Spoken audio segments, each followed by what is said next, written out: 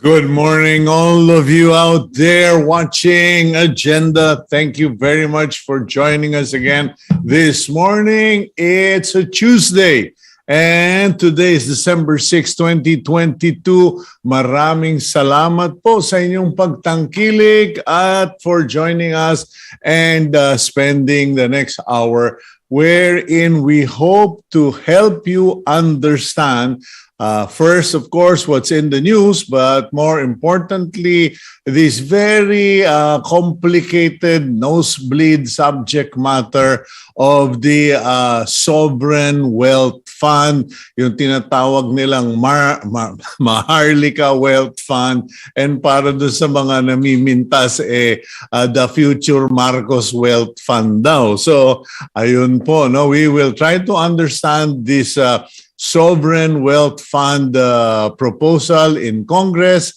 and see how it will affect you, particularly those who are members of the SSS, the GSIS, those of you who have dealings, umaasa sa loans, have deposits with the Land Bank of the Philippines, and of course the Development Bank of the Philippines, where the proposed Maharlika Sovereign Fund will initially be getting their funding. Okay, let's get on with today.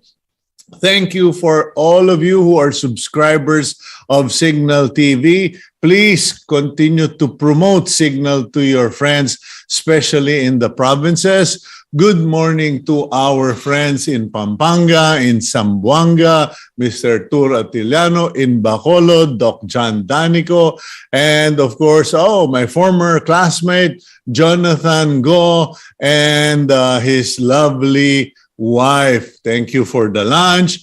And okay, now let's go with the daily starter from Gail Foreman. We are born in one day. We die in one day. We can change in one day. We can fall in love in one day.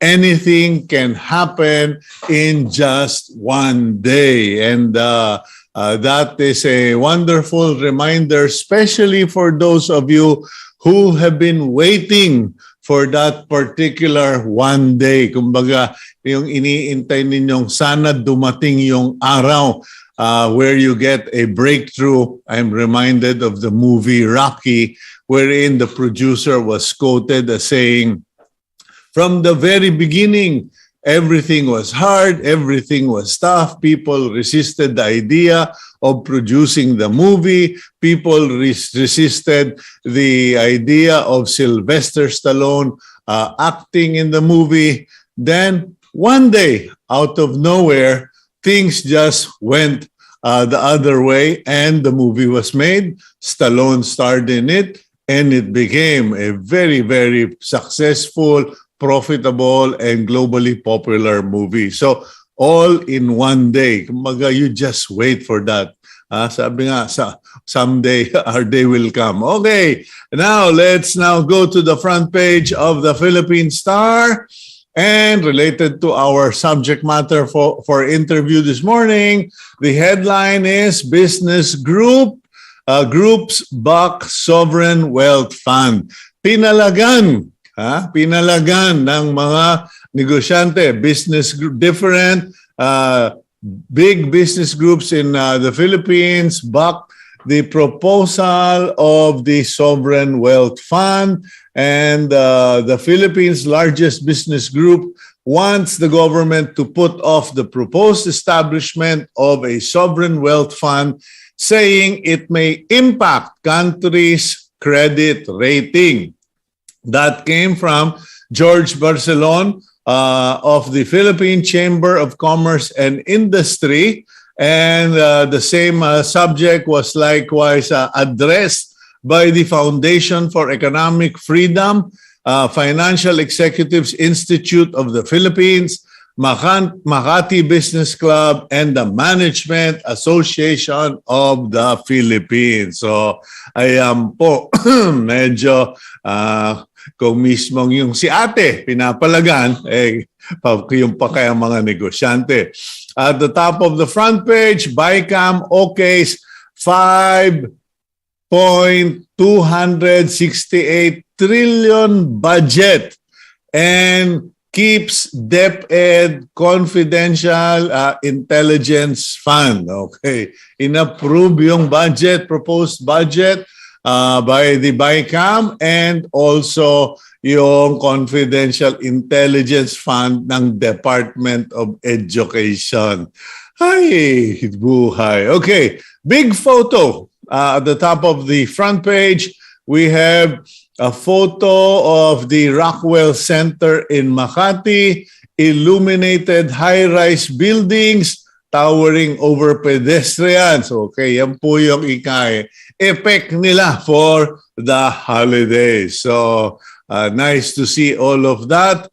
And then, the center photo of the Philippine Star today is a photograph of suspended Bucor Corrections Chief Gerald Bantag as he attends the preliminary investigation of the Percy Lapid Slay case at the Department of Justice yesterday. His prosecutors filed motions for the prosecutors to inhibit, okay, DOJ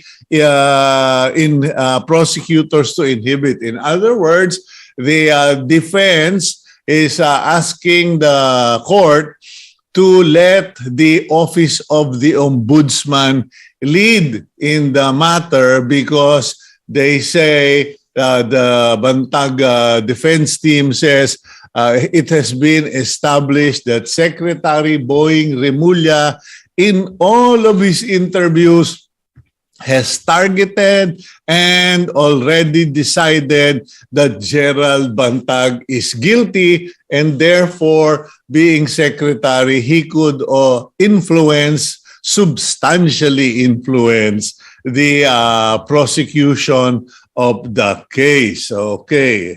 Meanwhile, as far as the Sovereign Wealth Fund is concerned, the Finance Secretary Ben Jokno said that the Maharlika Fund is long overdue. Matagal nang napapanahon, and at this time, I think we should have a Sovereign Wealth Fund just like other ASEAN countries, and we should think of putting together some funds that are investable. Okay, masabi ko lang po, Sec Ben, charity begins at home. Pakainin nyo muna yung mga Pilipino, bigyan nyo muna ng bahay ang mga Pilipino, pag-aralin nyo ng maayos mga Pilipino bago kayo manggaya ng mga kapitbahay nating ubod naman ng yaman kaysa sa atin kasi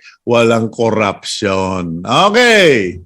And at the lower part of the front page, government is reviving bliss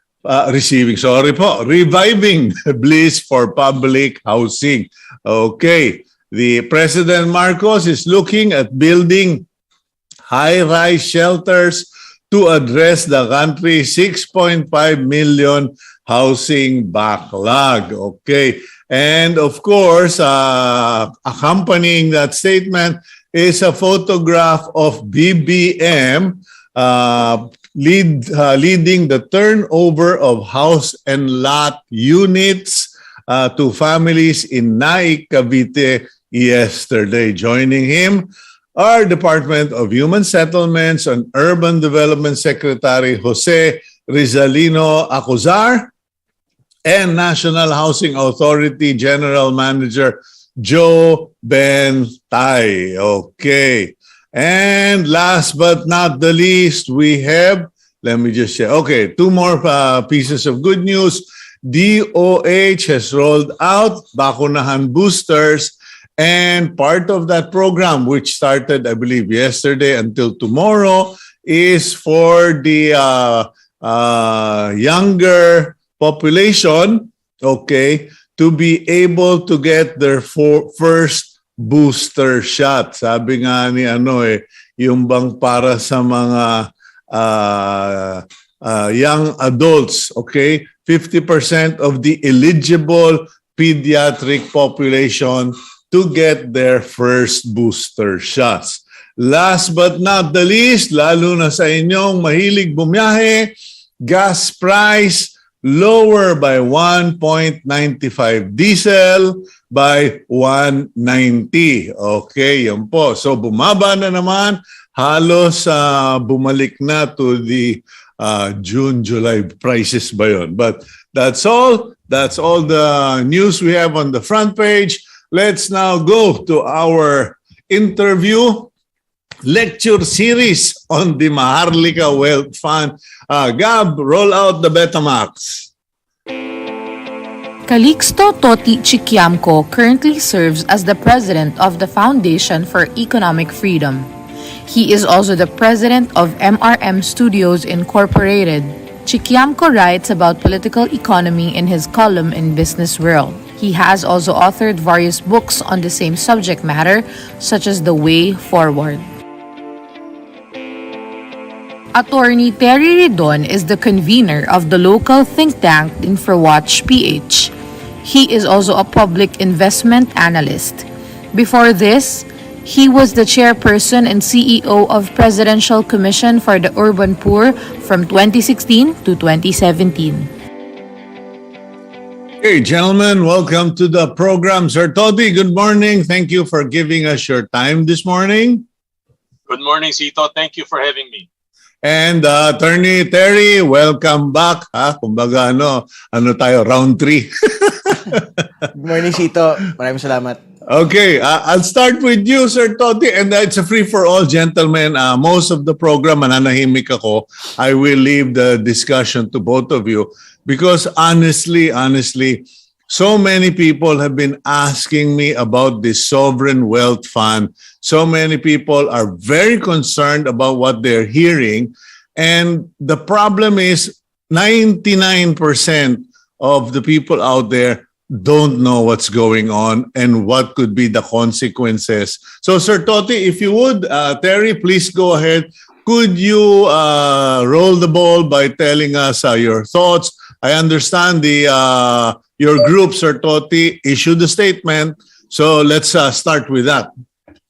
Yeah, well, essentially, the business groups, which include MAP, Phoenix, Makati Business Club, and various other groups, have expressed opposition to the creation of the Maharlika Wealth Fund for a number of reasons. One is that it's not appropriate at this time when the government is in a deep deficit, and also it does not enjoy any surplus from any commodity price boom. Therefore, it's not appropriate. Secondly, it puts at risk the pensions of Social Security and GSIS.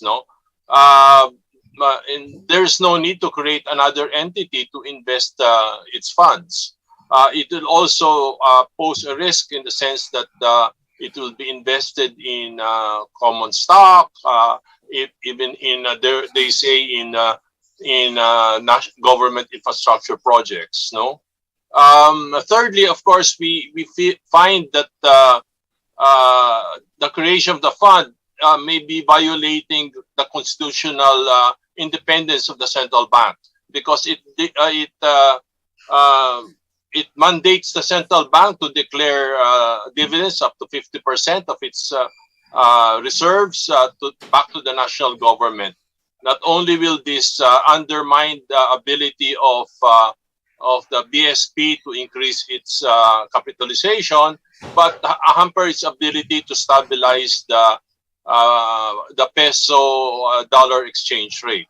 So there are again many reasons why it should not push ahead, and I think there is a reason why former President Ferdinand Marcos Sr., the first, did not mess with the Social Security funds, because I think people are rightly concerned that their pensions will get affected if this is somehow mismanaged. And we have lessons in Asia.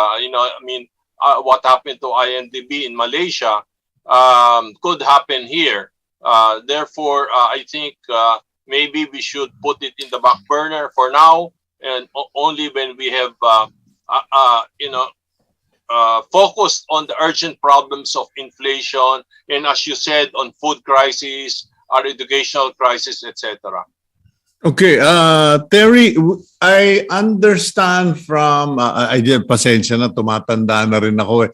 But someone had mentioned that as early as June, there was already talk about plans by the Marcos group or the Marcos team to put up a sovereign fund. Kumbaga, hindi pa sila nananalo sa eleksyon or bagong-bago pa lang, pinaplano na itong fund na ito. What do you know about the motive or how this concept developed? Because one would imagine if there is this proposal, it should have or would have come from financial experts or consultants. Well, siguro maganda banggitin muna natin yung statement ng business groups yesterday, no? It is an earthquake of a pushback. Kasi this is the first time that major business groups had spoken their minds on a very specific public policy issue, no? So I think that needs to be stated and that needs to be magnified, no, before the public. But secondly, I think yung thinking nung mga nagpo-push po nito within Congress, no, with due respect to all of them, siguro nakita nila yung World Cup ngayon. They probably found na, well, the Qatari government is being run by a sovereign wealth fund, no? And they were able to fund the World Cup, no? Secondly, probably because of the Singapore trip, they were able to think of, probably the entire Singaporean economic boom was fueled by a sovereign wealth fund through Temasek, no? So I think these are very simplistic ideas, but I think the fact of the matter is, and Sir Toti is correct, yung po nga commodity prices, wala naman ho tayong langis, wala ho tayong natural gas, which basically fueled many of the sovereign wealth funds across the world.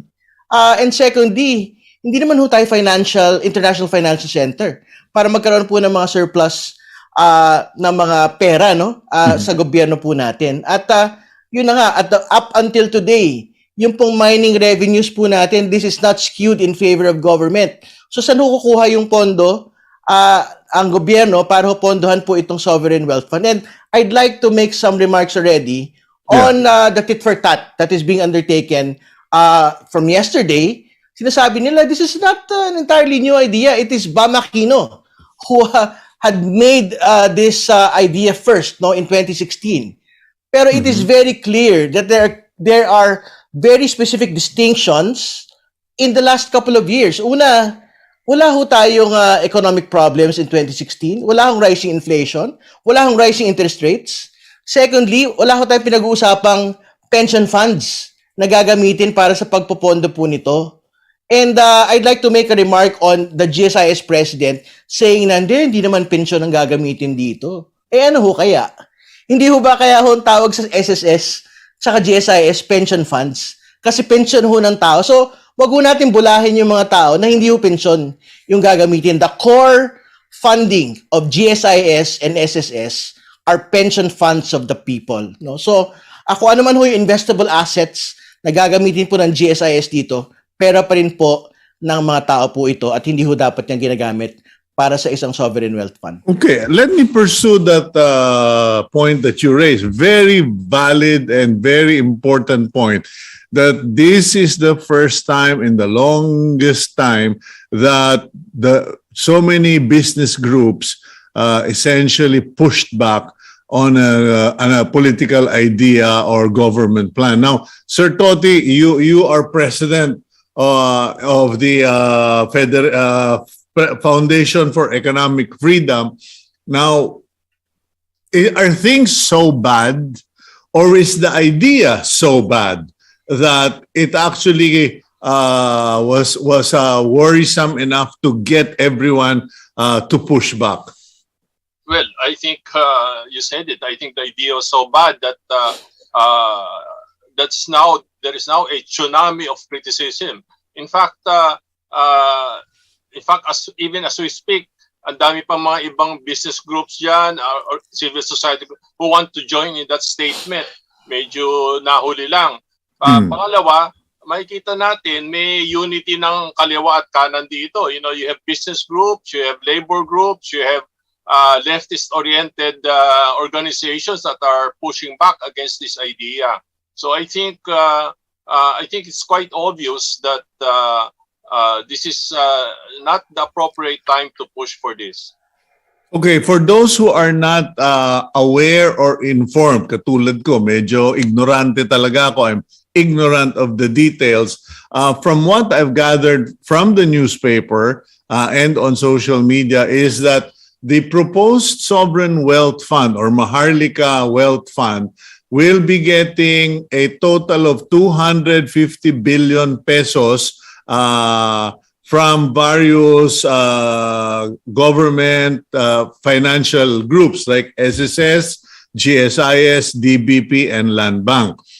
Most of it will be from SSS, GSIS, and then I think 50 and 150 from DBP and Land Bank. Now, aside from that, what else goes into this proposal? Who's going to run it? What is it going to be used for? Sige, Terry, ikaw na. Ay, sige po. Well, ngayon, I just wanted to make some remarks on the leadership structure kasi yan ho yung pinagyayabang eh. Kahapon sinabi ho ng mga kaibigan ho natin sa Kongreso, hindi, we will make the President ultimately accountable to the public because he will chair this Maharlika Wealth Fund. Pero yung hindi ho nila nakuha dito, that's not how sovereign wealth funds are being run. It is devoid of a political interference, no? Ibig sabihin, ang gusto ho nating, kung magkakaroon man ho ng sovereign wealth fund, this ought to be professionally run by independent financial experts, no? Ibig sabihin, hindi ho dapat political proxies ng Pangulo, dapat yung pong compensation system, for example, na isang sovereign wealth fund, performance-based. Ibig sabihin, pagka ho nag-write off ng mga investments, dapat wala ho kayong bonus. Kasi, very important po sa sovereign wealth funds, yung pong accountability. As an example, yung pong Temasek, one of the best run sovereign wealth funds in the world today. They made the mistake on FTX, which is a crypto exchange, no? They were forced to make a write-off of $275 million. Magkano yung $275 million? 13 billion pesos po ito. No? So, ang sinasabi ho nila, maliit lang to, 0.01% lang po ito ng total portfolio ng Temasek. Pero kung ilalapat ho ninyo sa Pilipinas, we will be writing off at least 2.5 billion pesos. Ang laking pera ho nun for a very simple mistake, no? So, and who will take accountability for this? Kakamot ulo lang ho ba yung mga government functionaries pagka ho may nalugi ho tayo investment assets? O may kapangyarihan ho ba tayo na sipain ho sila? Kung Pangulo ng Pilipinas, ang chair at ang mga membro ng board of directors, mga proxies ng Pangulo po mismo dahil siya po yung nag-appoint, baka ho magkakaroon po ng problema sa leadership structure pa lang.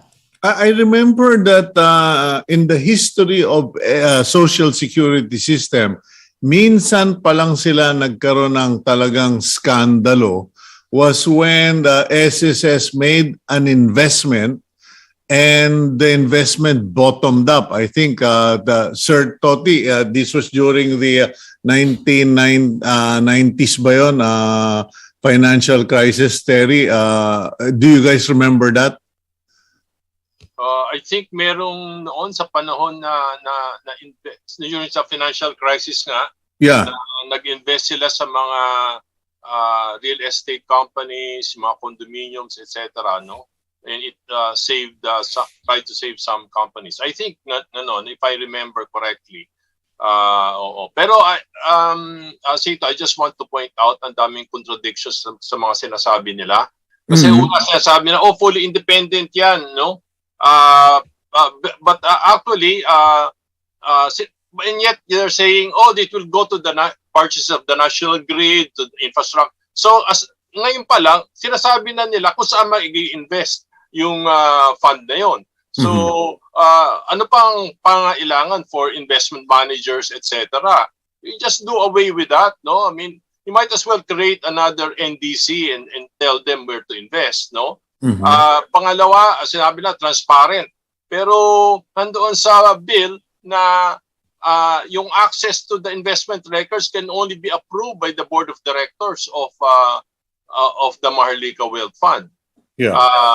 So ganon. And then third is sabi nila, the president is accountable, is the chairman. And then I think this is a violation again of the Constitution because section I think 13 Article 7 of the Constitution prohibits the president from occupying any other position. So maraming mga contradictions sa mga sinasabi nila. Sinasabi nila transparent, they're accountable, and yet bakit nila exempt from GEOCC review lahat ng mga contracts ng Maharlika Wealth Fund? So hindi tugma doon sinasabi nilang magaganda doon sa makikita mo sa bill. Okay, what will the impact be sa SSS, sa GSIS, sa Land Bank, and sa DBP? This is the first point I want to raise, no, regarding the money. Because 250 billion daw ang kukunin from these four institutions. How will that affect the performance of said institutions? Well, una sa lahat, no, siyempre pinag-ayabangan nila na, ano naman yan, talaga naman trabaho ng GSIS eh. Yung pag-invest ng pondo ng miyembro para lumaki at lumago yung pondo pong ito. Tama yun, ginagawa ho talaga nila yun. Kaya nga babalik ho tayo sa tanong, ay ginagawa na pala nila yun ngayon eh. Ano pang dahilan bakit kailangan magkaroon ng Maharlika Wealth Fund? Kasi ang sinasabi nila, hindi, moderate, very moderate and very conservative. Yung pong ating investment mechanism, no, under the current status quo. Pero yung gusto nga na itanong, so ba't saan nyo ba ilalagay?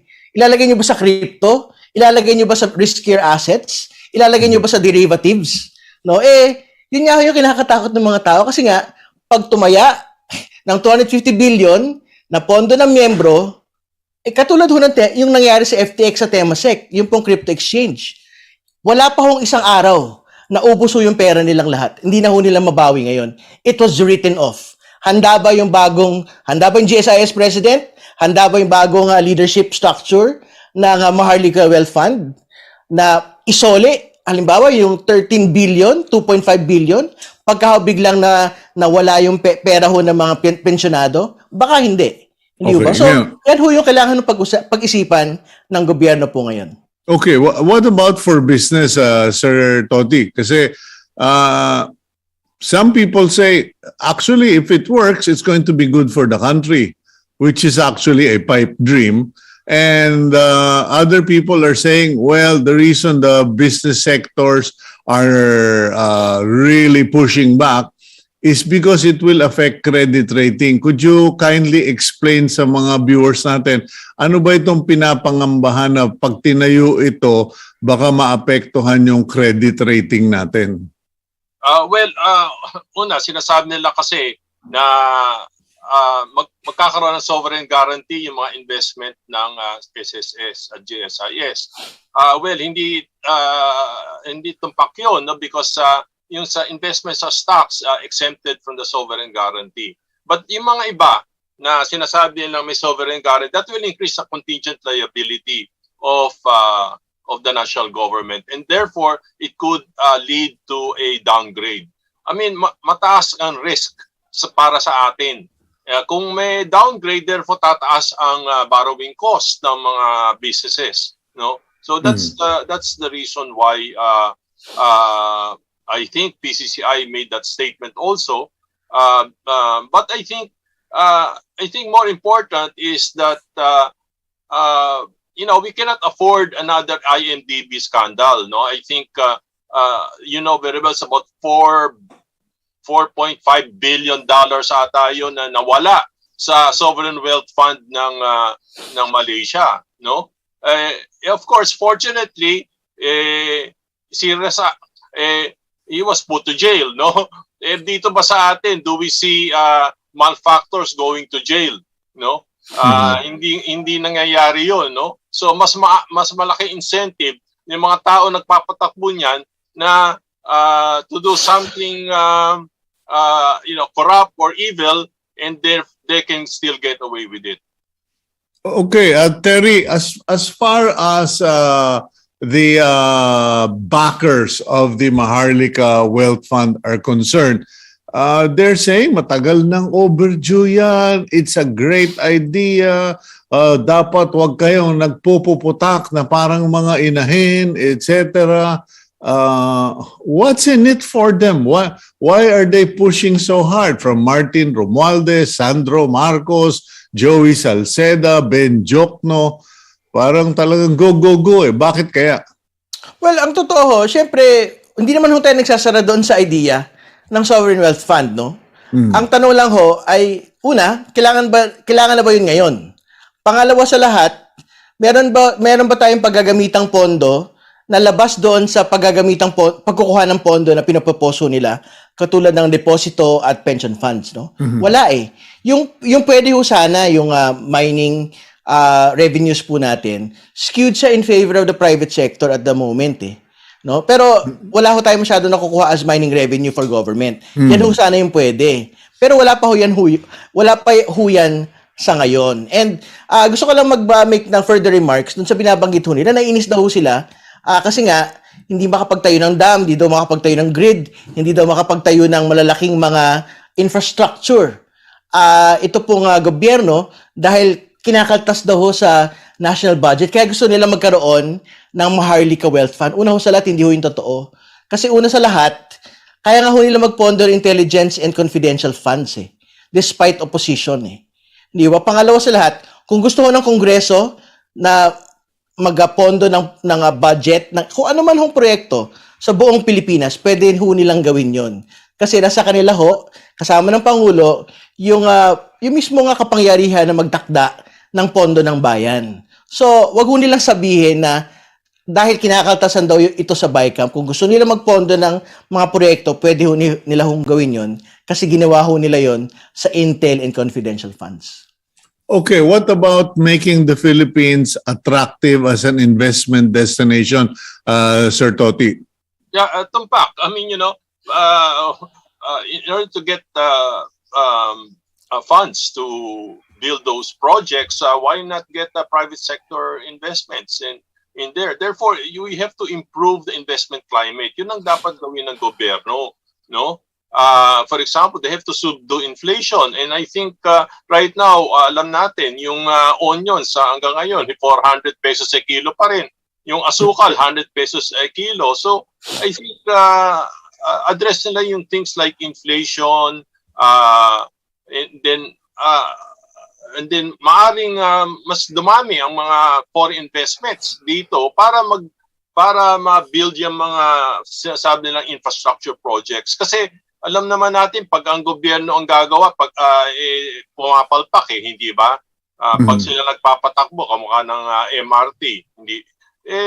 So I think it's better for them to improve the investment climate and get the private sector to build those infrastructure projects. But is it attractive enough? Because I was in a conversation, dinner last night, and someone made a comment, parang papitik, na yung mga economic zones kasi ayaw nilang aprubahan. Pagkatapos, parang kung sino lang yung sumuporta sa kampanya, yun lang ang unang nasa pila. Now, how bad or how fair is there a level playing field, Terry, as far as attracting investors are concerned?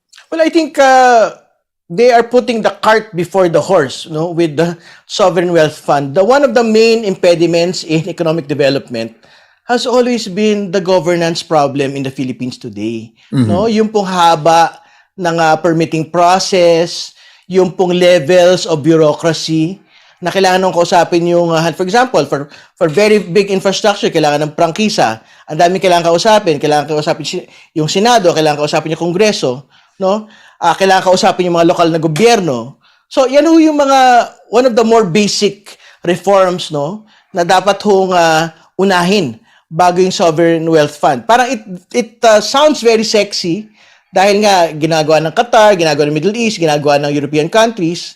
Pero again, the question is, how in the world are we going to fund it? And we should not fund it on the backs of pension funds of the public, no, government employees and private employees, no. Maghanap muna sila kung saan ho nila pwede ho talagang pondohan ito sustainably. Kung hindi ho nila mahanap 'yon, dapat hindi dapat gamitin yung pondo ng ating pong mga retirado. Okay, now interesting you mentioned that word retirado because parang hindi yata napag-usapan yung retirement fund ng mga police, retirement fund ng AFP. I see you nodding, Sir Toti. Pasensya na, hindi naman ako nag-i-intrigue, ano? Pero parang nakita ko yung distinction na yun, ha? Bakit SSS lang? Bakit kami lang ang tinitira o GSIS lang?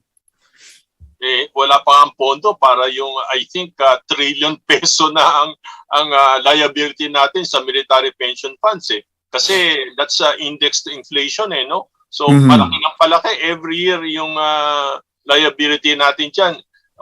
Wala pang malinaw na solusyon tungkol diyan ano. As of now sa tabi natin pinag-uusapan natin yung pension ng SSS. Sa SSS, actually, yung actuarial life niyan is less than ideal. I think it's 40 years versus 70 years ang ideal, no? In fact, it got shortened during the time of President Duterte because he increased the pensions of SSS members, and therefore it further shortened the life. Now, it doesn't have any excess, doesn't have any surplus that they can be used to fund the Maharlika Wealth Fund. And I think the people are rightly very concerned that their pensions should be at risk and they will might not be able to see any pensions coming.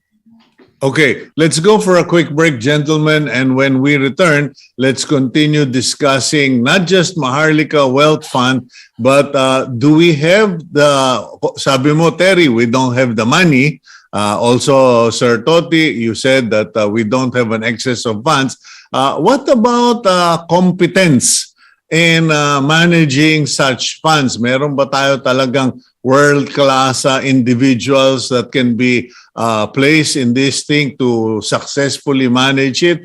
Or magiging bang itong parang ultra-rich retirement fund ng mga mauupo sa board? Because I have been hearing nightmares about some people in the BSP Monetary Board, etc. na nakakakuha raw ng 3 months bonus ng mga salaries na milyon-milyon. Let's talk about competencies in fund management when we come back here on Agenda.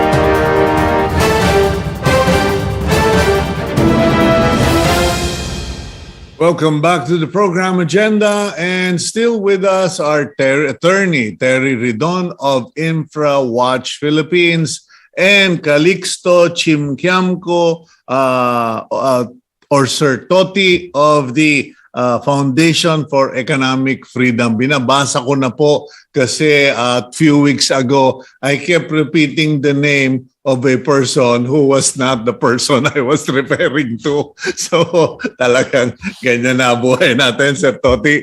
Anyway, going back to the subject matter, Terry, Sir Toti, it has been said by Ben Jokno, our Secretary of Finance, that the GSIS and SSS presidents and board should be given more leeway, more independence in deciding where to put the pension funds of members, and also that the Bangko Sentral ng Pilipinas has had an excess of gross international reserves ba ang tawag doon. So parang dami-daming dolyar ng BSP dapat put it to good use. Yan yung mga sinasabing passive income versus active investment. Sir Toti, what's your reaction? Well, tungkol sa central bank, I think again that would be a violation of the constitutional independence of the central bank if they tell the central bank to put part of the reserves to the fund, no? And even BSP Governor Felipe Medalla said so, no? It will impair the ability of the central bank to manage the volatility of the peso to the dollar exchange rate, no? So it's again, it's not enough, no. And secondly, I think it's the central bank is again constitutionally independent, and that's one of the but this will impair its ability to capitalize itself. No, I think under the central bank charter, they're supposed to increase their capitalization by retaining their retained earnings. But ito sinasabi nila dapat ilagay dito sa Maharlika Investment Fund, no? Okay, Terry, going back to that point I raised before the break, do we have qualified individuals, yung talagang international caliber na, nako pare, pag sinabi mo Maharlika Wealth Fund, kunin ninyo si so and so. Do we have such individuals of integrity, global competency, and recognition?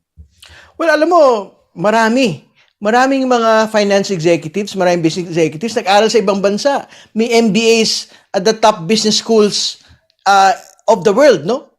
Pero alam mo, tingin ko sila yun nandun sa kabila na nagsulat ng statement opposing the Maharlika Wealth Funds. Kasi meron ho silang pagtingin yung leadership structure mismo nung po nga Maharlika Wealth Fund Corporation will be subjected to political interference. Particularly, kung ang board of directors chaired by the president, meron hong representatives from the major GFIs, tapos yung pong kongreso, meron ho silang oversight. This is being packaged as though there is great government accountability here. Pero we are forgetting the fact na, well, the government in the last few years hasn't really been the best of the accountable persons in the world, no? So, yan ho yung kailangan ho nating pag-isipan. And the structure itself, katulad na binanggit ko kanina, kailangan ho talaga ng independent finance professionals, and kasi na talagang ang kanila pong compensation based on performance. Pagka ho hindi ganyan na mag-iitsura niyan, ang masasubject lang ho natin ang Maharlika Wealth Funds to political lobbying and corporate lobbying dun po sa pinakamalalapit na mga kumpanya o mga investors sa Pangulo. And walang yes, Sir Toti. Can I jump in? Yes. First of all, even if you have the best and the brightest, they also make mistakes, as Terry pointed out in the Temasek.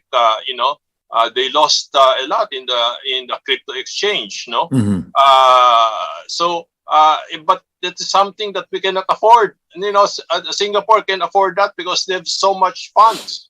But tayo, we can't. So even the SSS cannot afford even 50 billion loss. So even if you have the best and the brightest, they commit mistakes. Even the Norwegian Investment Fund, the Sovereign Wealth Fund, they lost 170 billion this year. No, so hindi that's not a guarantee that the fund will perform well. No. Secondly, even if you put in the best and the brightest, if there's no rule of law, if there is no ultimate accountability, then there is a very great risk that that the funds will be lost due to corruption or mismanagement. As we know that there's been no rule of law here in the Philippines, no high leader has Government official. government official has been convicted for corruption, and even those criminals, drug lords who have been convicted sa atin, kita mo they are even enjoying the high life in Bilibid. So there is no justice, so to speak. So unless we have that, I think it is still a risk to have that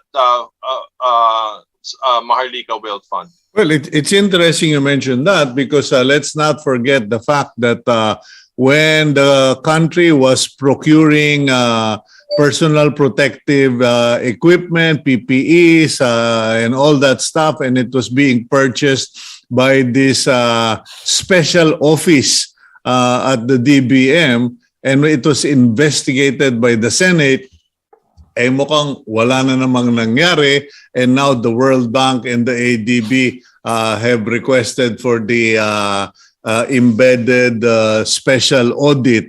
Mukhang makakalkal na naman yan. Hopefully, we will find out if someone will go to jail for making a killing from those deals. Anyway, as far as, okay, what about transparency, Terry? Kasi meron po akong nadidiscover lately, ang sarap palang maging board of directors sa gobyerno. Ang lalaki pala ng kinikita ng mga cabinet secretaries because we only think they are paid in the office of that they are secretary of. But apparently they sit on so many boards. They have many nominees on so many boards. Million pala every 3 months ang kinikita ng ilan sa kanila. Well, very transparent yung Commission on Audit, no, in reporting the salaries and allowances. Kasi makikita ho talaga natin dyan yung listahan ng mga tao sa gobyerno na meron to talagang pinakamatataas na kita. So, lagpas 10 milyon yung pong kita ng mga tao sa GSIS, SSS, sa mga government financial institutions, sa Bangko Sentral ng Pilipinas. Pero siguro magandang ipaliwanag din ho natin sa publiko yung prinsipyo behind it, no. One of the reasons bakit malaki ho yung kita kasi nga ang gusto hong ipakita dito, kailangan hong the best and the brightest executives, no, yung pong nakakapasok at nagpapatakbo ng mga opisina pong ito, no. Pero syempre ang gusto ho nating makitang nexus din, meron ho ba yang corresponding actual performance, no? Kasi katulad ng binabanggit yung concern nyo, meron ng concern yung publiko na baka naman paupo-upo lang ho sila doon sa mga malilimig na mga boardroom, no? At nag-approve based on the recommendation of the management team, no? So, ayaw din ho natin yung ganon kasi syempre, ang dahilan bakit mataas ang sahod, dahil mataas din ho yung inaasahan na performance mula po sa kanila. So, maganda siguro pag-aralan din ho natin. Ano ho ba yung nangyari sa GFIs in the last couple of years? Commensurate ba yung performance dun sa kinita ho nila? And ganito ba yung gagawin ba nilang leadership and compensation structure na naman under the Maharlika Wealth Fund, no? Katulad na binanggit ko, and doon sa iba hong mga portfolio sa ibang bansa, meron lang hong basic salary, yung ilang mga executives, pero matindi yung pong bonus pagka ho talagang merong magandang performance for the year. So, yan ho yung mga kailangan pong pag-aralan kasi kailangan ho talaga nakatali yung kita ng mga executives na ito doon sa kita ng pondo na inaalagaan po nila. Okay, now, Sir Toti, as far as this brouhaha is concerned, ano ba ang nasisense ng mga nasa economic front, mga academe and business sectors? Because parang lahat sumama na. PGMA, Gloria Macapagal Arroyo, joined in at tinuro si Bambam Aquino. Sabi, hindi, Bam Aquino nag-umpisa niyan in 2016. And then si Joey Salceda, sinasabi na nagtatatalak, gumagamit na ng lengguwahe na parang talagang combative na kung minsan. Now, do you see this quietly going away, or will they reduce it to a smaller, simpler version kuno, in the hope that when things settle down, they will simply just enlarge it? Because there are such models that have happened in the past. Controversial ideas that were not subjected to public consultation, were not a process of government laws or biddings, pero parang ginagapang pa konti-konti and then nilalagay na lang behind people's back or under people's nose. Well, I don't know what their plan is, but it is possible that their plan will be diluted, especially as it goes to the Senate, because some senators, including the president's sister, have expressed apprehension about the Maharlika Wealth Fund. So it is possible that it will come out in a more modest form. Especially, they have to consider that the legal infirmities of directing the central bank to declare dividends in behalf of the fund. No, they have to also consider that it might be brought to the Supreme Court. About an implied amendment to the charters of SSS and GSIS, whether that will be legally tenable. No. So I think, but they have to consider the political cost if they are going to railroad this. No, and in the environment is not conducive because prices are surging. So people are still very anxious economically, and if they railroad this, it will come at a high political cost. No, alam mo, Cito, ang pagka-retirement pera natin, we're very possessive, Hindi, I think medyo sabi na, hindi bali yung pera ng buwes, you can do whatever you want with it, but not my money, not our pension money. So that's the reason why I think even former President Ferdinand Marcos Sr. never dared to touch SSS funds. No, and I mean, speaking about our money, I've seen people in the barangays na pumipila, 3 oras, marami, risk of COVID. Sabi ko, ba't ba kayo pumipila ng katagal-tagal? Kuyang, makakakuha kasi kami ng 2,000 every 3 months para sa senior citizen. So, and when you figure out 2,000, parang ang liit sa ibang tao, but 2,000 will buy rice for a family. Kung senior citizen ka, empty nest ka, mahirap kang tao, isang sako, mapapagkasya mo ng 3 buwan yung isang sako na yon. So, it's really important. Now, Terry, as far as you were a member of Congress, weren't you? Di ba? Party list congressman ka. Yes. Now, pwede mo ba ninyong idemanda yung presidente ng SSS and the entire board? Pwede bang idemanda si Wick Beloso ng GSIS? He's my friend. So, kaibigan ko naman siya. Pero pwede ba silang mademanda if they actually go along with this idea, knowing that hey, the SSS and the GSIS funds should not be touched? Or even further, yung presidente ng Land Bank Board and also DBP in violation of their charters. Well, sa ngayon for example, pagka nagkaroon ng Maharlika Wealth Funds, tapos yung pong mga investments nila made on the basis of fraud. Katulad halimbawa nung nakikita na ng Amerika doon sa investment, doon sa FTX crypto exchange, Pwede yung makulong lahat ng mga yan. Kasi kung naging party sila doon sa fraud, pwede ho sila makulong. Hindi, yun eventual- sinasabi mo, yung pinaglagyan ng pera. Pero yung kunin mo yung pondo, getting the funds of SSS and putting it in the Maharlika Sovereign Fund, that is, parang yun ang pinagdidiinan ng ibang critics na, teka, hindi pwede, private fund yan, pondo yan ng member, pwede bang mademanda? Well, ang main na nagbibigay ng remarks na yan si former Senior Associate Justice Tony Carpio. Oh. Sinasabi niya dahil nga at tama ho siya. At the very least tama ho siya kasi tama yung binabalik niya, hindi ho yan pondo ng bayan. Pondo ho yan ng miyembro. Magkaiba ho yun. So ibig sabihin, pagka ho pinilit ng GSIS at SSS na gamitin yung pondo ng miyembro, which is essentially private funds, no? Para sa isang governmental purpose, para may problema ho yun. So, ma-ombudsman sila. Pero syempre, we're anticipating it also na in the assumption na may Maharlika Wealth Fund, paplansyahin ho ng SSS tsaka GSIS na meron hong board approval nito pong paggamit ng pondo ng bayan papunta sa Maharlika Wealth Fund. Yeah, but Terry, Sir Toti, yung pinaplansya ng board or it is legalized by a resolution of the board and the chairman doesn't mean that parang waiver Just because somebody signed the waiver doesn't mean you go scot-free o wala kang sabit.